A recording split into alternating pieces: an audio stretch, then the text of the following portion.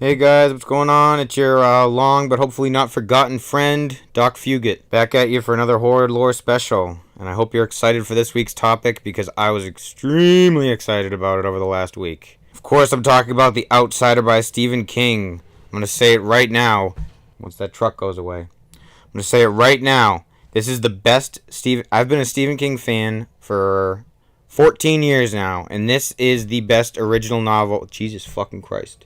This is the best original novel he's come out with since, I don't know, since I've been a fan. I can't remember ever having a new book that was original. You know, Doctor Sleep and Wind Through the Keyhole were great. I loved those immensely, but those were already attached to stories that had come out before I had started being a fan.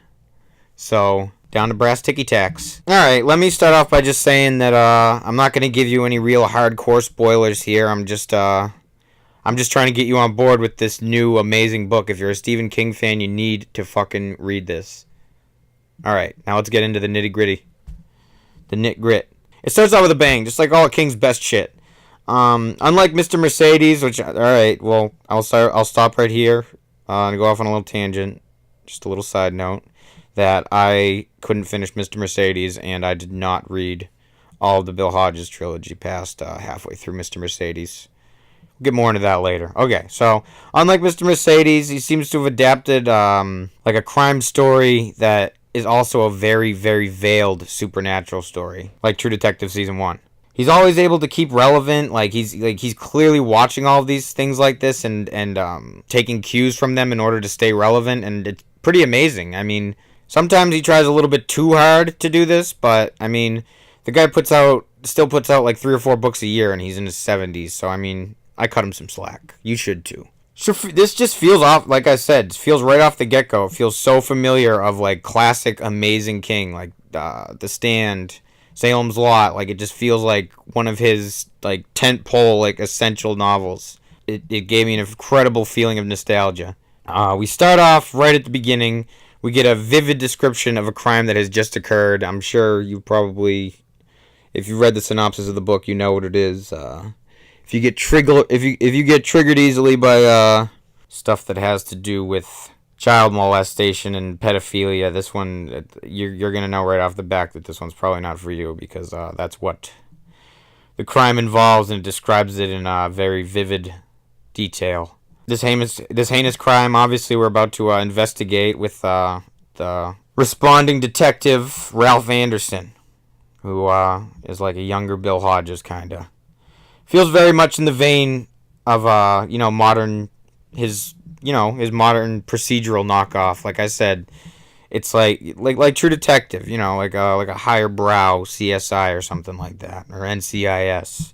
He doesn't go full on dum-dum, but he tries pretty hard to stay current and with what people are entertained by, which has always made him money and has always made him fans, so can't fault him for that. And this time it works for him in spades, because he's just got it, at least for me, down pat. I was hooked right from the first page. I mean, like I was saying earlier, it's actually really refreshing to see someone that's so established and so older. He could just be a cranky old man.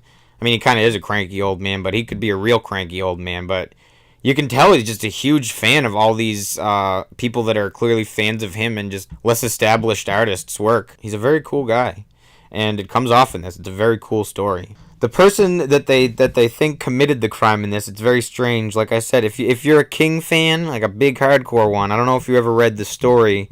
It's a biographical story, nonfiction, that he wrote in Nightmares and Dreamscapes called Head Down. And it's about him being a baseball coach. I don't know which son it was for, Joe or Owen, but he talks about how he was a baseball coach for them, and he crafts this character who's supposedly the perpetrator of this heinous crime on a child, and he's a baseball coach. I don't know where the fuck that came from, but I know that that's a relation. I know he was a baseball coach. So I don't know, maybe he just wanted himself to feel for the character, because it is somebody you need to feel extreme empathy for once we go on. Because the way that this is painted in the beginning is like it's a disgusting crime, and we follow the police who go off and a little half-cocked, and they go just based on the fact that his fingerprints were on the crime scene, and some eyewitness testimony, and they just go and arrest him because he's obviously around the kids coaching a baseball game. So they have to go and arrest him in front of all of these fucking people. So it's a very tense beginning. It got me very enveloped. So I mean, they have this airtight case, but they don't exactly go by the book when they take him in. So we're already led to believe that maybe something's being done wrong here. It's like because they have an airtight case against him, like I just said. But true to King form, even though all roads lead to Rome, we find ourselves somewhere else completely. Because the suspect has just as much of an airtight alibi as they have evidence. So you don't know how to feel. Because it's painted with King's patented use of, local color. You get to know the characters. They're very relatable. They're very three-dimensional and real feeling. It's very interesting. It's very interestingly illustrated through the police transcripts too. Because this is how you figure out how the police know, quote unquote, know that the guy did it.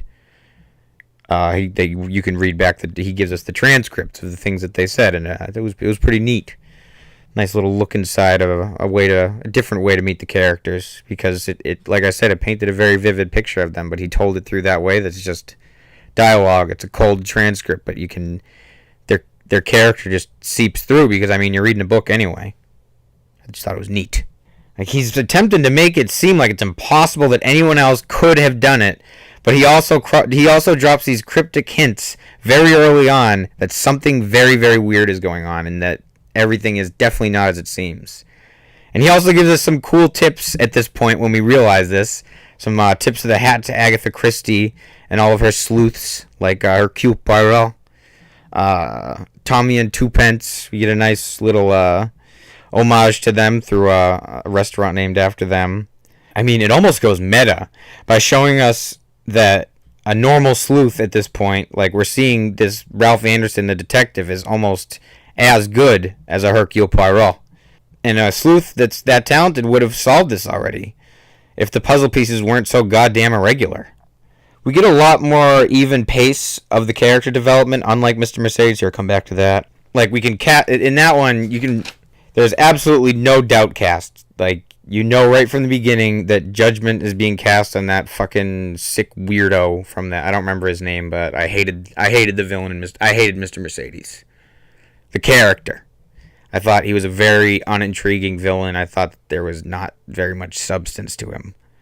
But then again, now that there's 3 books out about it, and one of the alright, well, this is kind of a spoiler, but kind of not, because if you want to read the Mr. Mercedes books, you should read them before this one, because one of the central characters from the Bill Hodges trilogy, yeah, she's in this, so you find out everything that happens in those books from this one. So it's more of a warning, less of a spoiler. Like, at first, the length of this thing made me think that I was in for like a bloated story, which honestly, a lot of his more recent works have been. I'm not just talking about Mr. Mercedes right now. I'm talking about like a good chunk of his shit that has come out in the last 15 years, other than Dr. Sleep and Went Through the Keyhole, but I digress. But I mean, I was about halfway through and I just could not put the thing down. I realized that I was just a slave to this thing, as I've never been a slave to a brand new Stephen King book. I mean, the questions are innumerable, and instead of becoming more clear, the more answers we get, the more confused we are. It's reminiscent of like Twin Peaks and all like really weird like supernatural mysteries in this way, that just like every question answered just expands the question. He did a really wonderful job of pacing the chapters through different perspective and having like a nice time frame without spoiling anything. I mean, I know he does this a lot, but I mean, in this one, it's like boom, boom, boom, boom, boom, boom, boom, boom, and you're getting the whole story like nonstop from like different perspectives of different characters. And like I said earlier, like, it's a very disciplined fantasy, like as he does in like so many of his other works, like punching you right in the face out the get-go. He does that. But it's with a real life murder, something that happens. We see it way too often. So he starts with something that's real. Usually he starts with something like fantastic, punching you right in the fucking face. But in this, it's very veiled but present, nonetheless. There's an interesting reference in it to The Walking Dead, and it's definitely a pejorative one. He refuses to call the show by name, probably because they railroaded the creator, Frank Darabont, who also made some of the most memorable Stephen King adaptations: The Mist, Green Mile, of course, Shawshank Redemption. He also takes a little jab at The Shining in it, and it's very blatant. Like, one of the characters just talks shit about the movie, saying it's Kubrick's worst work. All the characters are so remarkable, promising that the evil presence lurking in the shadows is going to be so evil because it makes you feel for pretty much every single character except one that is human. But as I said, these rich characters drive the story, even the one that's bad. They drive it so solidly that you aren't even dying to know like what it is that's lurking in the shadows, because there's so much interesting shit going on the darkness is causing. Like, you don't even really care what it is behind it because it's causing so much chaos that's so easy to eat up and just forget about it. I mean, not really forget about it, because of course you're always wondering what that thing is on the cover of the book.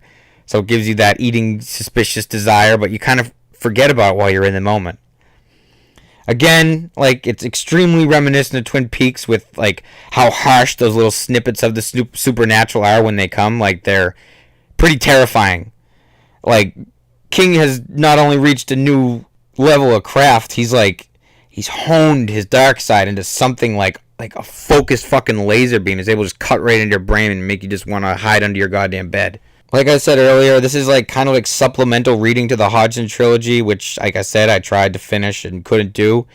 And if you feel the same way, then this is gonna be pretty cool to you because you get all the cliff notes from that story and all the best parts from the perspective of this character who you're meeting, who's a very cool character.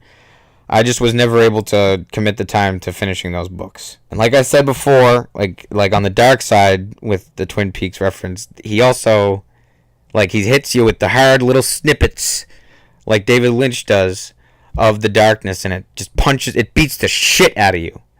And it's also so harsh because what he's delivering to you the rest of the time is like a town that's full of people and places that are like a fucking Norman Rockwell painting. You know, the guy who made all those, like, stupid paintings, like, you know, a kid getting, like, touched by a police officer in a diner, and, like, another one of, like, a little kid shoving his ass and, like, his bare ass into a doctor's face.